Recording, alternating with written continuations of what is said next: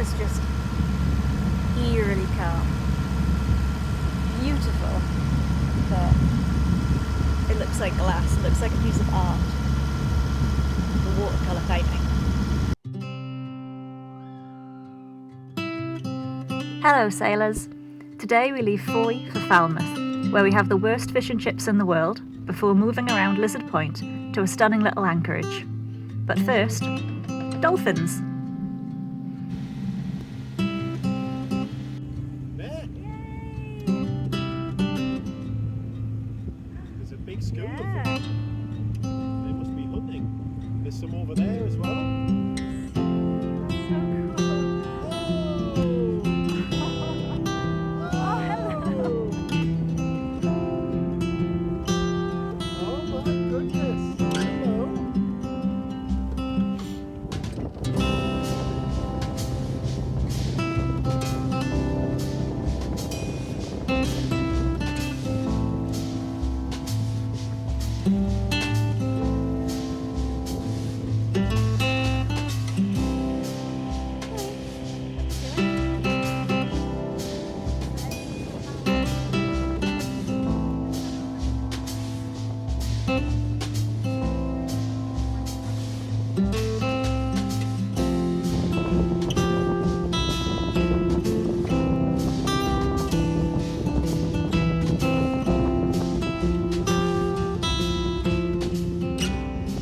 So we are in Falmouth at the moment, kind of holed up as we wait for the northerly winds to change. There's a lot of very nice boats in town at the moment due to some kind of regatta. So check out this one. This is Addicts from London.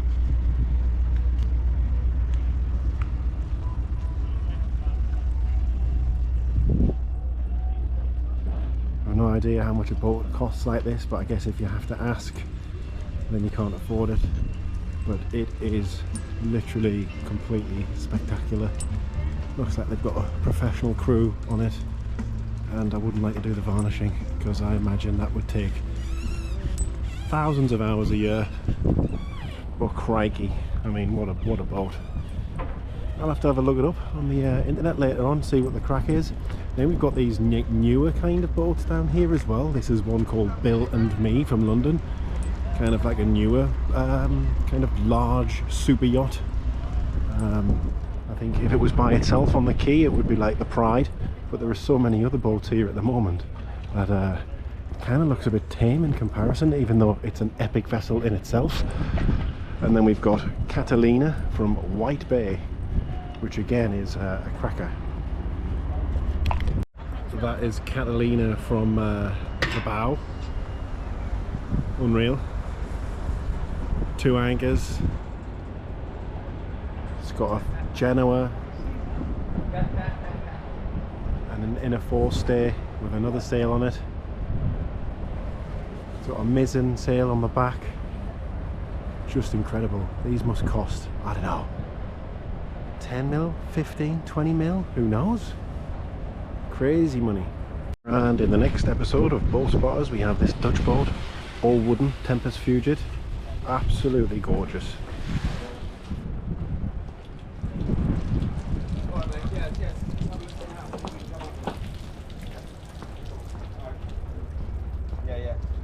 Beautiful. After all that drooling over super yachts, we went in search of food. The previous evening we tried a fish and chip restaurant claiming to be the best in the UK. They were atrocious. So for lunch we went for a safer option. Pasties. Cornish pasties. We will be the judge of that. Yes, we will. In Cornwall, you've got to eat a Cornish pasty. None of these chicken tikka pasties or anything like that. It's got to be a Cornish pasty. 2 for £6.50, bargain. And because I spent over £6, I also have a sausage roll to judge as well. Yes, So it looks the real deal, doesn't it? Looks good. I think it's going to be quite hot. Are we having to wait? Maybe, I'll give it a go.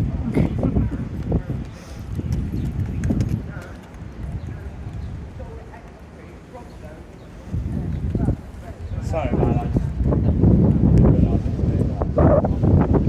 He's unsure. He's thinking. It's a very nice pasty. Does deserve its title of world's best pasty? Well, I'm a Greg's boy, so I'm steak bake, chicken bake, all that type of stuff. I guess I don't know my pasties that well. Maybe. So I guess I've got no frame of reference. But it is a nice pasty. I finished the pasty. Delicious. Very nice indeed. Generous filling, nice meat, nice vegetables and all that. Like I say, not much of a frame of reference, but it remains the world's best pasty until I have a better one. Now, let me see how their sausage rolls are. And I know a lot more about sausage rolls than I do about pasties. Let's go.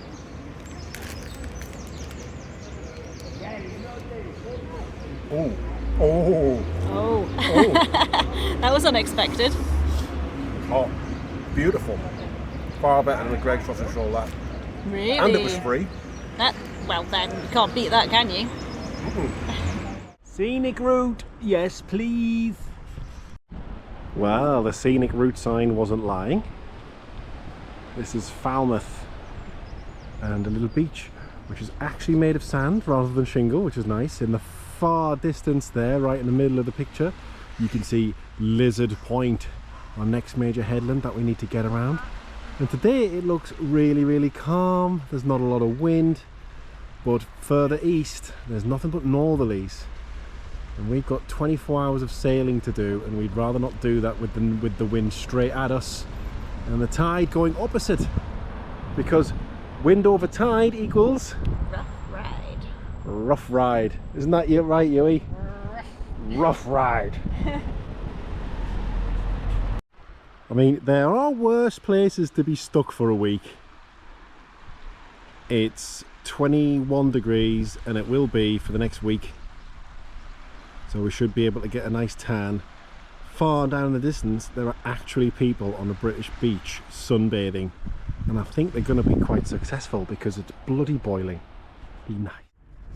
The scenic route extends down to Pendennis Point, a headland just at the entrance to Falmouth Harbour. It looks like there's some kind of castle turret thing, battery, whatever you want to call it down there. Let's go and have a... And here it is.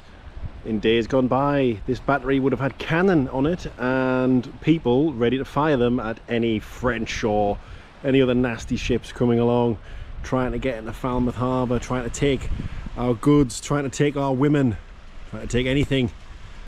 How are you enjoying the walk, Yui?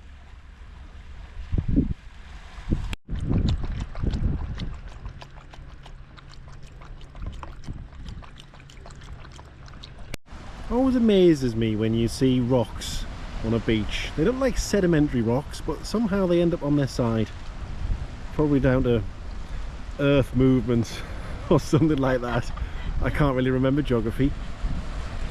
But yeah, they leave loads of little rock pools, and there's probably life in them. I remember when we were kids and we used to go down to the beach looking in rock pools for crabs, willocks, anything we could eat really. Times were hard then. No Haribo, no sweets. If you wanted to eat, you had to find it. I never eat ice cream because I'm from the northeast and it's always cold. But in the south, I have developed a bit of a penchant for a single cone. Today's variety, Millionaire shortbread. These Cornish ice creams, delicious. So this is a battery. The previous fortification that I showed you, I'm led to believe, was a fort. Nope, this is a battery, not the kind you put in your head torch or your electric coffee frother, but the other meaning of the word, some kind of circular thing with guns pointing out, usually to sea. This one has two very big guns. I wouldn't like to be on the end of those, would you? So if you ever get into trouble and you set off your electronic position indicating radio beacon, or EPIRB, for British flag vessels, it's picked up by the Falmouth Maritime Rescue and Coordination Centre. Anywhere in the world it will come here, and the guys on the top of that hill will try and coordinate your rescue with wherever you are.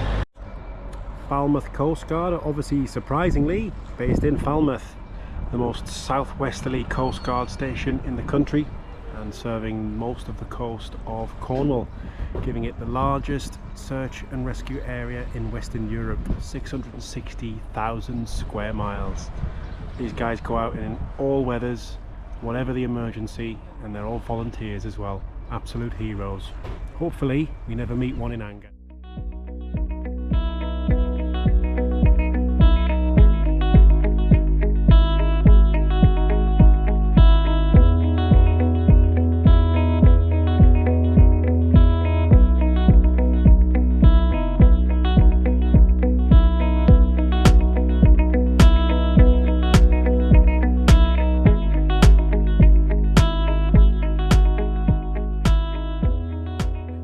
Falmouth, just waiting for the wind to change, so we figured we would spend today doing boat jobs.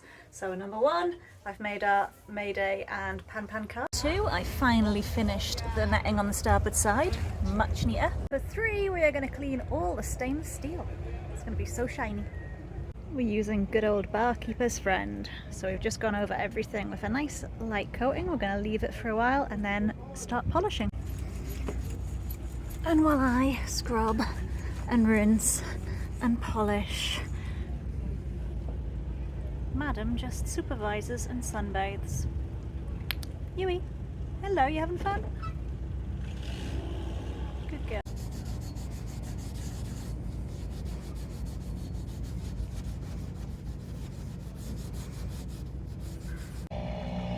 Before, after.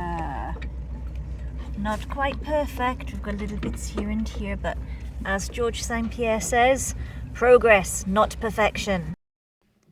Progress, not perfection. A mantra I should try to apply to my attitude when it comes to boat life. We finally left Falmouth! First world doldrums. We've been there for 8 days. We've been waiting for good winds, which have improved a bit in the sense that there's a lot more of it, as you can maybe see in the background, and there's a lot more swell today as the wind is an easterly, so there's like a 2 metre swell which you can also feel. But we were just commenting that after 8 days kind of sat in one place, it's really nice to actually get underway. Yeah. You know? I was saying the other night about how we had a bit of a run going. We were kind of constantly on the move since leaving the Isle of Wight. It was only like 1 day here, 2 days there. So then staying still for a week felt really weird. It did, so, you know. Felt like the longer we stayed still, the more nervous we got about leaving again. Definitely, and what I've noticed as well the last few days is because we haven't been busy, like all day sailing, going places, getting the boat ready, putting the boat to bed, doing all the things that you need to do to get from A to B, I've had excess energy and I've been finding it difficult to sleep. So it's really good to get out, get this sea air, get moving. We're doing 7 knots, we were doing 8 knots, blistering down to Lizard Point. The timings are good, we've got wind going with tide, so it's shaping up to be a good day. And later on, we'll be meeting my good friend Stu round at Mullion Cove, which should give us plenty of protection from the easterly wind overnight. Yeah!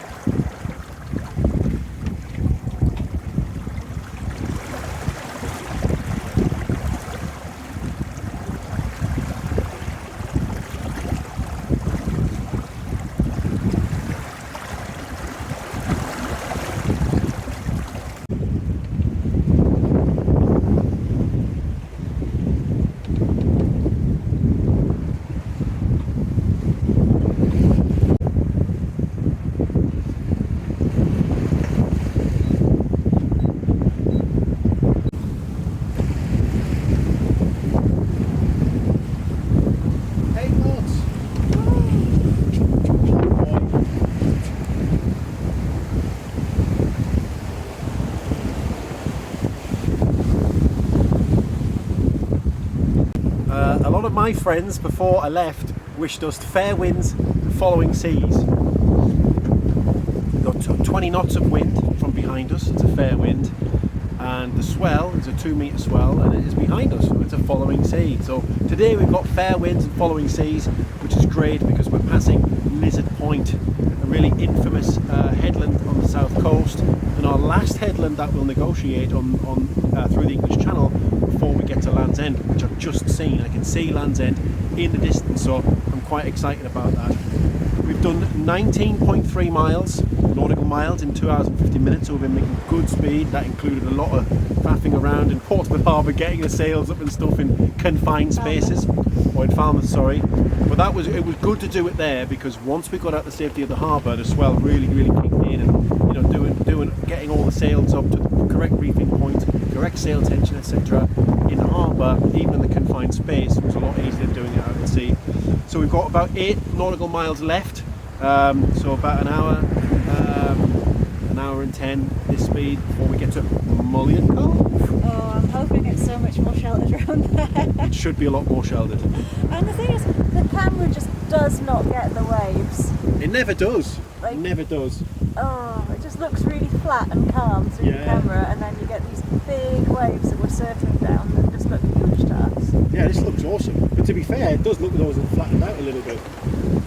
Well, no, it doesn't. Oh, they're big. There they are. Not on the camera. Not on camera. Tiny on camera. In reality, There's a big one. had to go and do the ablutions down below, and wow, another 5 minutes and I would have been seasick. So I'm happy to be on deck looking at the horizon. Deep breath, I would like a cup of tea, but that means going back down below. Yeah, we're not doing Maybe we'll wait. We'll wait. Cruising along at 8.6 knots. It was 8.9 a second ago, trust me, believe me. I'm still happy with 8.6 though. That is very close to this maximum speed of this boat. So yeah, smashing it. They said sailing would just be fixing your boat in exotic locations. I don't think this is exotic, although it is a beautiful place. But we've got another job to do. This is what happens when your sail bag fails. Lazy jacks in the sea.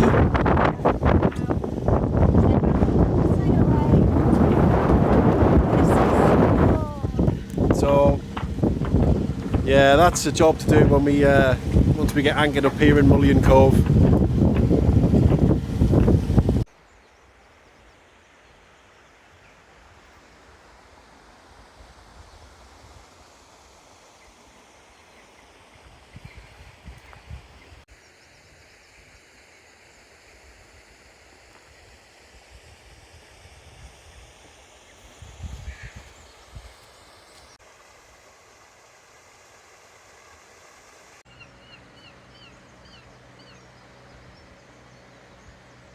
Now, as mentioned when we were sailing over, our lazy jacks on the starboard side had completely come away for some reason. We didn't know if we'd accidentally untied one or what, but where they attach on, you see this black fabric and the little ring.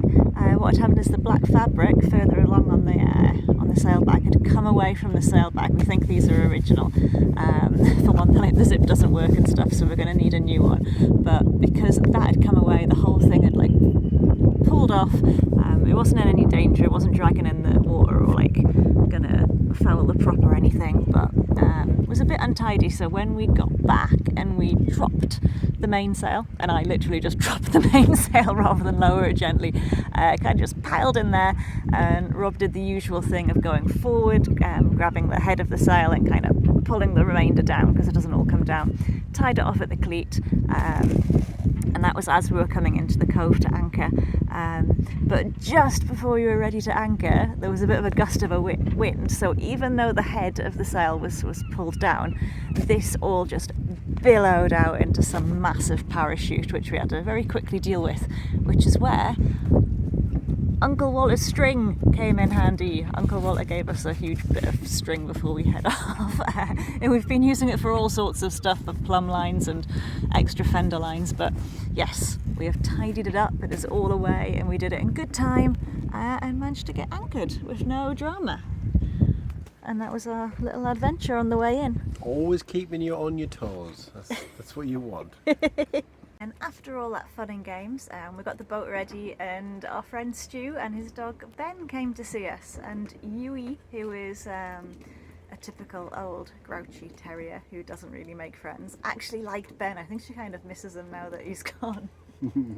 But Stu brought us a bottle of wine a bottle of champagne to celebrate our marriage, and yeah, we just had a lovely night, sat in the cockpit watching the sunset, having a glass of champagne, and then we had a really peaceful night's sleep. Yeah, considering it was on anchor, and the fear is, oh, what happens if the anchor comes out, dislodges from the seabed, and Yes, will float off into all these rocks. It's only and the stuff. second time we've ever anchored. So. But yeah, I think the key is just drink yourself unconscious and then you sleep through. Good skipper advice. It worked.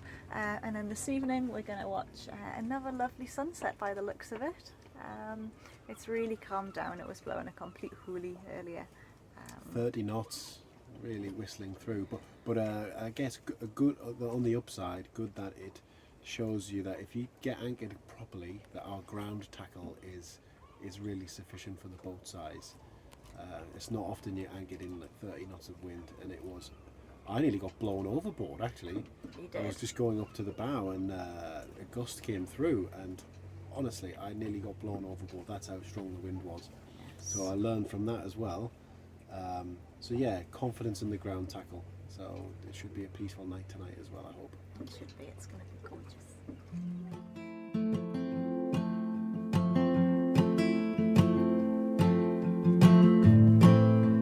As predicted, Mullion Cove didn't disappoint. The lowering sun illuminated the cliffs in tones of amber and gold, treating us to views we'd never forget.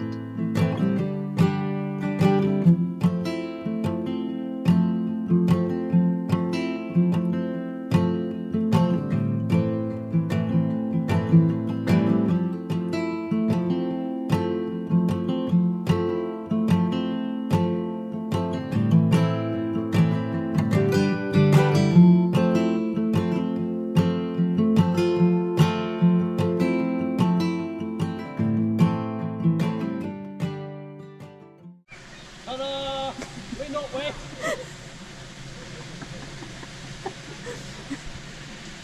Here they come. Rob, Stu and Ben. Ben's not soaking in the slightest. Faye just steps in.